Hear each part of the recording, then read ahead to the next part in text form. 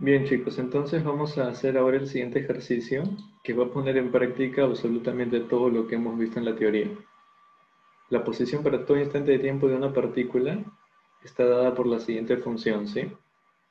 Por 6t en la componente horizontal y 4t cuadrado en la componente vertical. Las unidades son en metros y el tiempo se está midiendo en segundos en este caso.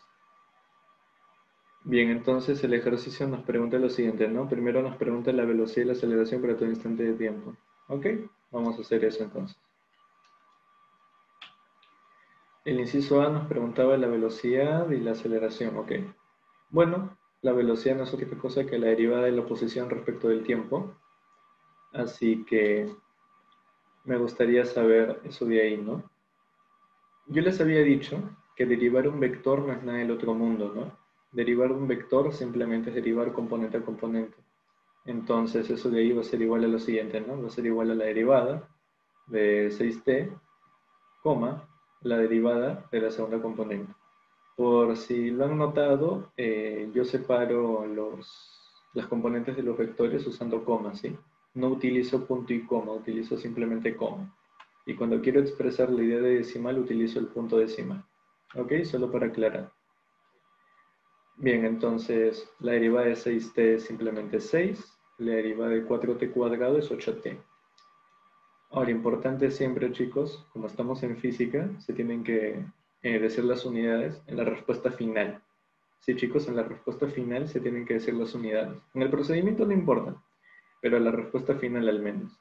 Entonces la velocidad para todo instante de tiempo va a ser 6,8t metros por segundo, t en segundos. Bien, ahora, destaco a ustedes. Díganme cuál es la derivada de la velocidad respecto del tiempo. O sea, díganme cuál es la aceleración. Vamos, tienen que practicar ustedes, no yo. ¿Cuál es la aceleración?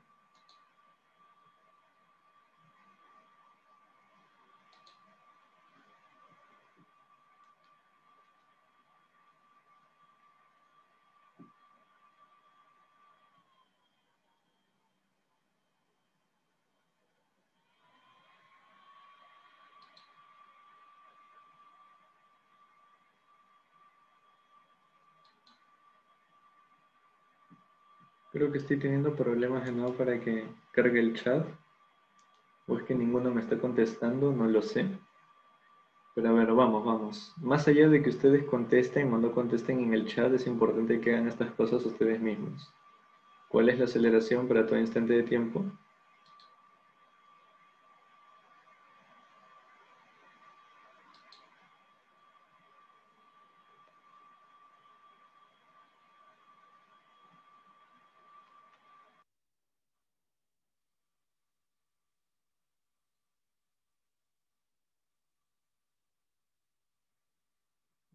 Bueno.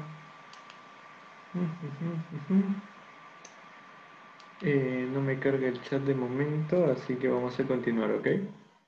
A ver, en primer lugar, ya saben, derivar un vector no es nada del otro mundo, simplemente es derivar componente a componente. Y como en la primera componente tenemos una constante, su derivada respecto del tiempo va a ser 0. Y en el segundo caso tenemos una función lineal, ¿no? Así que su derivada, la derivada de 8t va a ser simplemente 8. Entonces tenemos que la aceleración para todo instante de tiempo va a ser igual al vector 0,8.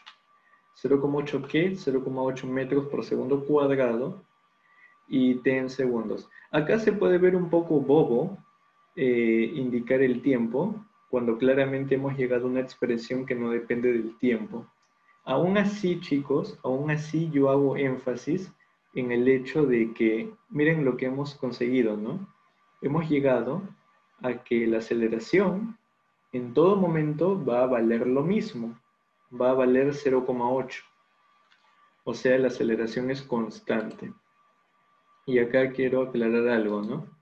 Porque muchos de ustedes tienen el sesgo de que la palabra constante simplemente se utiliza para valores numéricos. Y eso no es cierto, sí, eso no es cierto. La palabra constante, en general en ciencias e ingeniería se usa para dar a entender eso, para dar a entender que una un cierto objeto matemático no está cambiando, no está variando, permanece constante. En el caso de que tú trabajes pues, con cantidades que son numéricas, que tu X sea constante significa que es el mismo número, ¿no? En todo momento. Pero en este contexto, chicos, que estamos trabajando con vectores, ¿qué significa que un vector sea constante? Que un vector sea constante significa que en todo momento va a tener el mismo módulo, la misma dirección y el mismo sentido. Eso es lo que significa que un vector sea constante. ¿Qué significa que una matriz sea constante? Que una matriz sea constante significa que todas las entradas de la matriz van a ser las mismas, no van a variar. Entonces, por favor, para los que tienen ese sesgo de que una constante es un número, pateen esa idea de su cabeza, ¿sí? Constante es constante. Y que algo sea constante, la manera como eso se manifiesta matemáticamente va a depender de la naturaleza del objeto. Si el objeto es un número, bueno, va a ser un número constante. Si es un vector constante, bueno, su magnitud, su dirección y su sentido van a ser constantes. Si es una matriz, bueno, que la matriz sea constante significa que todas las entradas van a ser constantes. En fin, lo único que les quiero indicar bien es eso, ¿no? Que pongan en contexto todo lo que estamos haciendo. Ok. Entonces, si recuerdan, si apuntaron, el segundo inciso pedía la rapidez de la partícula. ¿Ok? Entonces, la rapidez de la partícula no es otra cosa que hacer Pitágoras, ¿no? Así que la rapidez para todo instante de tiempo sería la primera coordenada, que es 6 al cuadrado, más la segunda coordenada, que es 8t al cuadrado. Dicho de otro modo, la rapidez para todo instante de tiempo está dada por esto, ¿no? Por la raíz de 36 más 64t al cuadrado. Bien. Lógicamente, como estamos hablando de rapidez, las unidades van a ser también en metros por segundo y el tiempo se mide en segundos. Como ya les había dicho, chicos, si la velocidad varía en el tiempo, lógicamente su módulo también va a variar en el tiempo. Así que tiene todo el sentido del mundo esto de acá, ¿ok? Y por otro lado, esta aceleración de acá que es constante, como podrán imaginar, va a tener un módulo constante. Su módulo, de hecho, no es otra cosa que 8 metros por segundo al cuadrado. En todo instante de tiempo, la partícula se encuentra con esa aceleración, apuntando en el mismo sentido y la misma dirección. ¿Ok? Bien, hasta aquí. Me gustaría leerlos. ¿Alguna pregunta?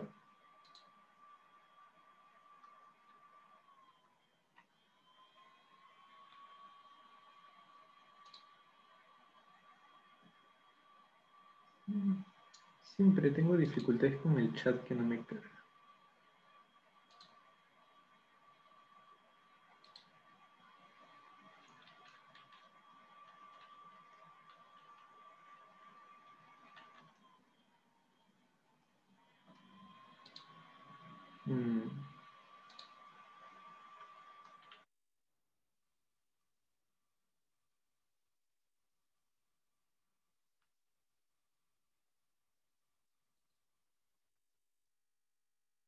Esto sí es incómodo. No me carga el chat.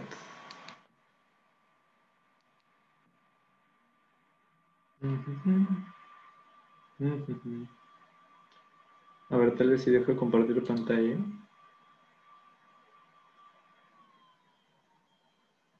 Ok. Sí, sí, recién estoy viendo sus mensajes. A ver, tal vez ahora va a ser mejor.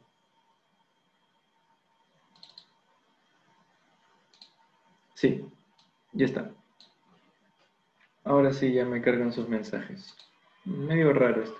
En fin, bueno, recordando lo que decía el inciso, chicos, si apuntaron, recordarán que el tercer inciso preguntaba la trayectoria de la partícula, ¿no? ¿Cuál será la trayectoria? O sea, en el mundo real, nosotros qué veríamos que dibuja esa partícula. Porque eso es lo que significa la trayectoria, ¿no? ¿Qué cosa es lo que dibuja la partícula en el mundo real? ¿Será una circunferencia, una elipse o una figura más complicada? Vamos a averiguarlo. Ok, vamos a averiguarlo.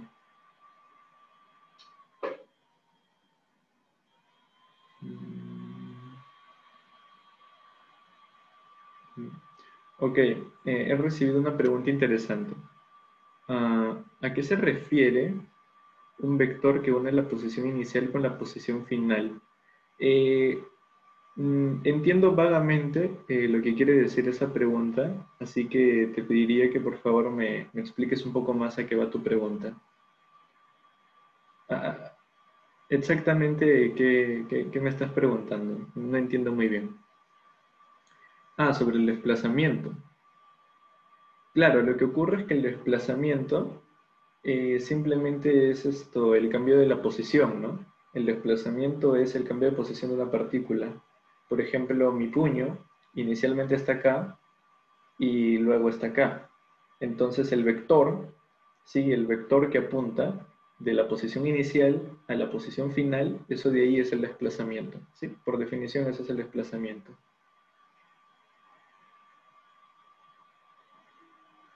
Sí, pueden entenderlo como que indica la partida y la llegada. De hecho, es un poco gracioso, porque en las clases pasadas yo hablé bastante de lo que es el desplazamiento.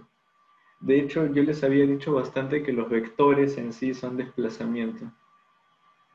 Am, Así que, a ver, voy a poner un poco más en contexto esto de acá.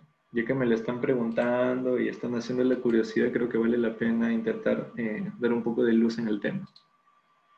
A ver, chicos, presten atención, ¿ok? A ver, uno tiene en la matemática distintos objetos que abstraen distintos aspectos de la realidad, ¿ok? Primero ustedes comienzan estudiando números, como estos de acá, que son muy buenos para abstraer cantidades, ¿no? Con los números yo puedo abstraer el número de chocolates que hay en una tienda, puedo abstraer inclusive cantidades de dinero, utilizando números más sofisticados como los decimales. En fin, el tema es que siempre los objetos matemáticos existen para modelar aspectos de la realidad. Las funciones abstraen la idea de proceso y discutí eso, de hecho, en la clase que ya está grabada, así que les recomiendo mucho que revisen ese material. Pero en concreto con lo que me están preguntando ahora, que son los vectores abstraen la idea de desplazamiento, ¿sí? A secas, si solamente pensamos matemáticamente, un vector lo que hace es abstraer, codificar, matematizar la idea de desplazamiento. Eso es lo que hacen los vectores por sí solos. Pero hay un detalle, ¿no? Hay un detalle ahí, que desplazarse es una idea sujeta al ambiente en el cual te encuentras. ¿A qué me refiero? Me refiero a lo siguiente, ¿no? Me refiero a que, por ejemplo, si tú te encuentras en el plano, que es R2, y quieres hablar de un punto que se desplazó de aquí hacia allá, bueno, como te estás desplazando a través del plano, tu movimiento va a poder ser codificado a través de vectores que van a tener dos componentes, una componente X, una componente Y. Y si te movieras a través del espacio, ¿sí? Si te movieras a través del espacio, tu tu movimiento quedaría finalmente codificado por una lista de tres números ordenados, ¿no? Pero eso de ahí, yo quiero que se den cuenta, ¿sí? Desde ahora, son simplemente consecuencias del ambiente, es circunstancial. O sea, no quiero que se me confundan en ese aspecto, chicos. Los vectores son desplazamiento, ¿sí? En el sentido más puro de la palabra, los vectores son desplazamiento. Pero un desplazamiento es una idea sujeta al ambiente en el que te encuentras. Si te encuentras en un plano, te vas a desplazar a través de objetos con dos coordenadas. Si te vas a desplazar a través del espacio, te vas a desplazar a través de elementos de tres coordenadas. Si te desplazas a través de la recta, si te desplazas a través de la recta, te vas a desplazar a través de números. Muchas personas dirían que es un poco loco decir que un número es un vector, pero en realidad tiene todo el sentido del mundo. Si tú te encuentras en la recta, el desplazamiento del punto 5 al punto -8 queda muy bien descrito por un número. El número sería de hecho -13, ¿no? Claro, -13 es ese desplazamiento que hizo el punto 5 hasta el punto menos 8, perdón. Entonces es eso. Y esa es una idea que los va a acompañar bastante a lo largo de su vida. Por ejemplo, para los que, a ver, en la universidad, por ejemplo, muchos estudian un tema que es álgebra lineal. Es un campo de las matemáticas, de hecho, la álgebra lineal. Y en el álgebra lineal se trabaja bastante con conjuntos de matrices.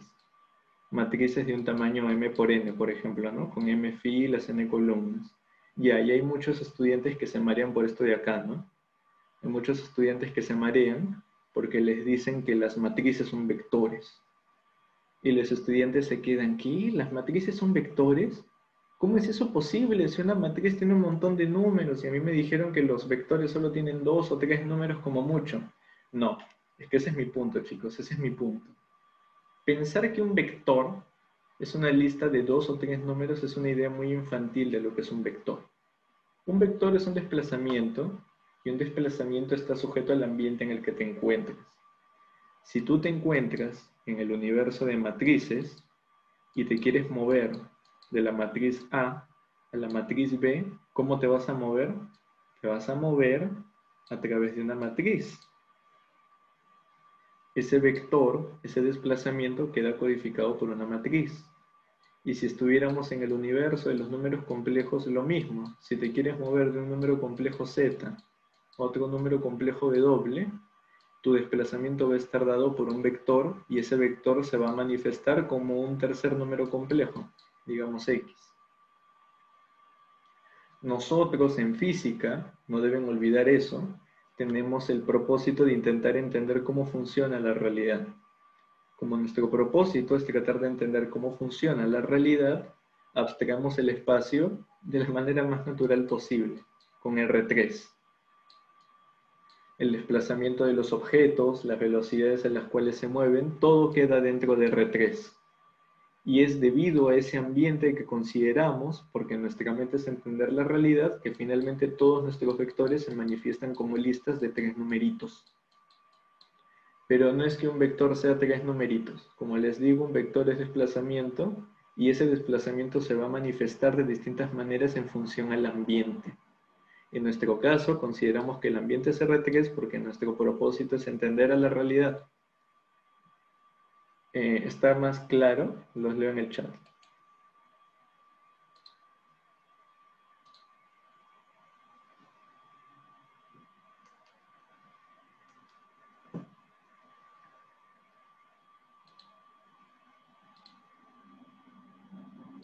Pero sí, o sea, si tenían muchas dudas con respecto a los vectores, realmente esa es la verdad pura y dura de los vectores.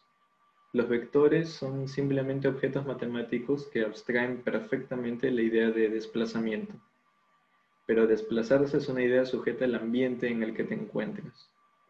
En nuestro caso, nuestro ambiente es R3, R2 si solo estudiamos movimientos a lo largo de un plano, y por ende los vectores se manifiestan así como los estamos viendo. 2 coordenadas, 3 coordenadas, pero eso es algo circunstancial, completamente circunstancial. Bueno, en todo caso, si son ideas que tienen que procesarse, no los moleste y les doy el tiempo de procesarlas. Ahora lo que vamos a hacer es tratar de ver cuál es la trayectoria de la partícula, ¿no? La trayectoria de la partícula, eso era lo que queríamos hacer. Y se hace de la siguiente manera, chicos. A ver. Nosotros tenemos que la posición para todo instante de tiempo de la partícula está dada por esto, ¿no? 6t, 4t cuadrado. Ok. Eso significa que a lo largo del eje X, su movimiento está dado por 6t, y a lo largo del eje Y, la coordenada está dada por 4t cuadrado.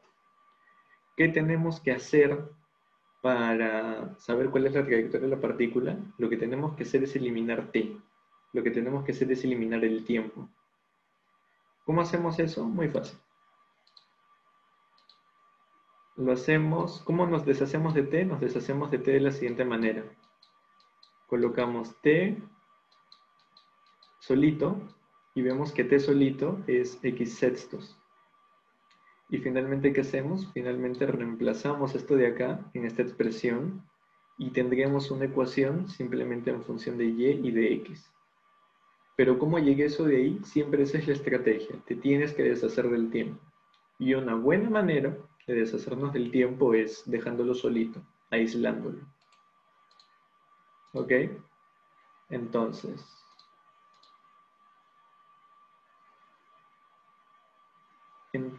el movimiento solo existe si hay desplazamiento y viceversa. Ahí hay un tema. Si hay desplazamiento, ¿ok? Si hay desplazamiento, definitivamente existe movimiento respecto al observador que miró ese desplazamiento, ¿sí? Porque como hemos discutido, el movimiento es una idea relativa al observador. Entonces, para un mismo observador, por ejemplo yo, si yo veo que hubo un desplazamiento, entonces sí, sin ninguna duda, hubo un movimiento. No obstante, puede ser que haya un movimiento y sin embargo no haya desplazamiento. Existe esa posibilidad, así que cuidado con eso de ahí. ¿Ok? Por ejemplo, imagínense que acá hay un observador. Digamos que el observador es un dron, ¿sí? Alucinen que esa cajita es un dron.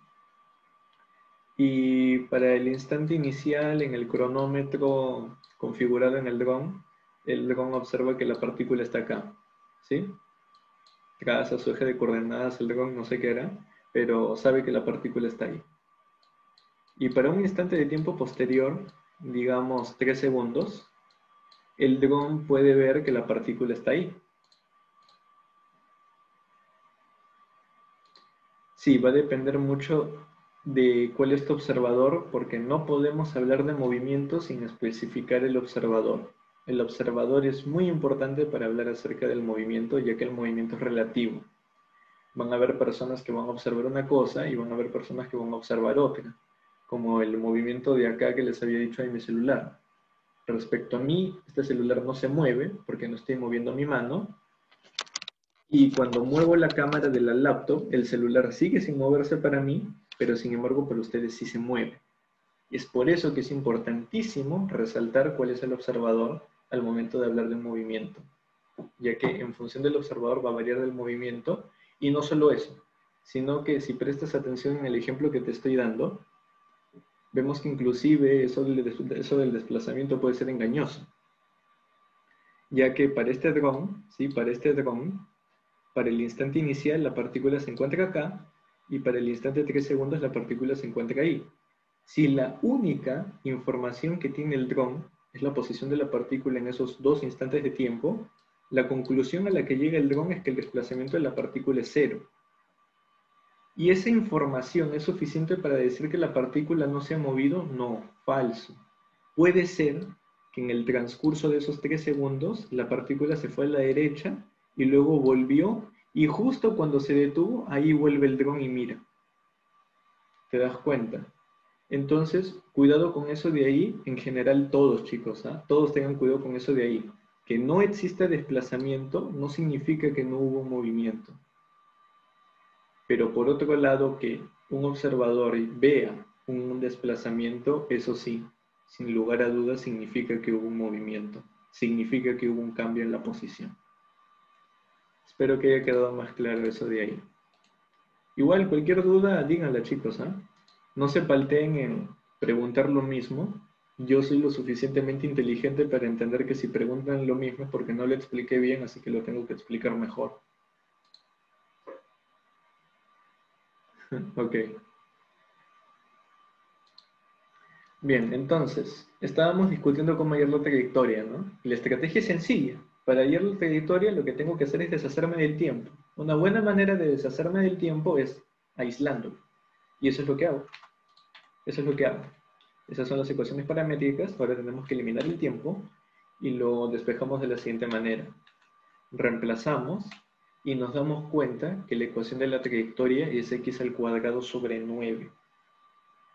Interesante el resultado ese de ahí. A ver, sin pasar a la diapositiva siguiente, ustedes podrían decirme, sí, solamente sabiendo esta ecuación, cuál es la trayectoria de la partícula. Deberían estar en la capacidad de decirme, ¿eh? ¿Cuál es la trayectoria de la partícula si sabemos que su ecuación está dada por eso de ahí? Los leo en el chat. ¿Cuál es la trayectoria de la partícula? ¿Qué figura vamos a ver que la partícula dibuja en el mundo real si sabemos que la ecuación de la trayectoria está dada por esa expresión? Vamos, ustedes tienen que hacer esto. Yo ya lo sé.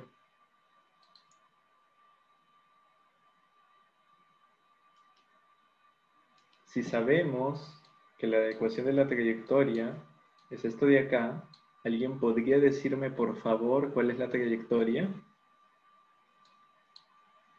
O sea, ya se ha ordenado el espacio, ¿no? Lógicamente, el observador ya fijó su sistema de coordenadas x, y. ¿Alguien podría decirme cuál es la ecuación, cuál es la trayectoria si sabemos que esta es la ecuación de la trayectoria? Vamos, puedo leer sus mensajes, ¿no? Sé que no me están contestando.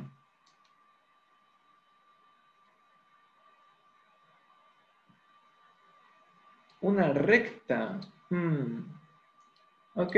Ah, bueno, es un buen intento. Es un buen intento porque al menos lo están intentando y eso está muy bien. No obstante, les recuerdo que nosotros en el capítulo de ecuaciones lineales vimos que todas las rectas tienen esta forma. ¿Sí? Todas las rectas tienen la forma m por x más b. ¿Ok? Todas las rectas, absolutamente todas las rectas tienen esa forma. Profe, ¿cómo sabe eso de ahí? Es teorema, ¿sí? Es teorema. Es teorema. Es una de esas cosas que se les dice en el colegio y no se les dice el por qué porque el por qué es muy profundo. Yo, por ejemplo, estudio matemática pura y en un curso de matemática pura recién entendí por qué todas las rectas lucen de esa manera. Entonces eso de ahí, chicos, no se sientan mal, es un teorema, ¿sí? Es algo de lo que tienen que creer, porque el porqué de hecho es más sofisticado de lo que parece. Todas las rectas están dadas por esa ecuación. Entonces, como yo estoy viendo una ecuación que no luce para nada, como esto de acá, puedo descartar que se trata de una recta. ¿Algún otro candidato de lo que ustedes han estudiado en su colegio? A ustedes se les ha tenido que enseñar esto de acá definitivamente. A ver, me dicen ahora una parábola. Sí, muy bien, una parábola, excelente. Claro, porque nosotros estudiamos que la ecuación de una parábola estaba dada en general por ax cuadrado más bx más c. Esta de acá es una parábola, sí, porque simplemente c está tomando el valor de 0, b está tomando el valor de 0 y a está tomando el valor de un noveno. Entonces sí, esto que está acá es una parábola. Ahora, si muchos de ustedes se están preguntando, profe, ¿por qué diantres todas las parábolas lucen de esta manera algebraicamente? Esto también es teorema, ¿ok? Eso también es teorema. No es tan fácil justificar por qué todas las parábolas que existen algebraicamente se manifiestan de esa manera algebraica. Es un teorema y si quieren entender de corazón el porqué de eso de ahí, tendrían que estudiar un campo muy bonito de las matemáticas que se llama análisis real. Ese es el campo de las matemáticas que se encarga de estudiar todos esos cimientos, análisis real. Es un curso que yo llevé porque estudio matemática pura, así que se los puedo decir. No obstante, chicos, más allá de que más allá de que ustedes sepan o no sepan los porqués técnicos y sofisticados, ustedes tienen que saber que todas las parábolas lucen de ese modo. De esa manera, cada vez que se encuentren con algo como esto, van a estar en la capacidad de darse cuenta de que se trata o no se trata de una parábola. Y en este caso sí, se trata de una parábola. Simplemente B toma el valor de 0, C toma el valor de 0 y A toma el valor de un noveno. Bien, entonces ya sabemos ahora cuál es la trayectoria. Ahora sabemos que la trayectoria es una parábola. Inclusive sabemos un poco más que eso, ¿no? Debido a que el coeficiente principal es positivo, sabemos que la parábola va a ser cóncava hacia arriba. Bien, continuando, quisiera que me digan esto de acá.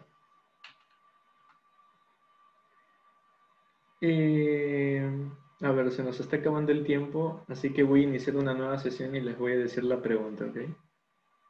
Únanse a la nueva sesión, chicos.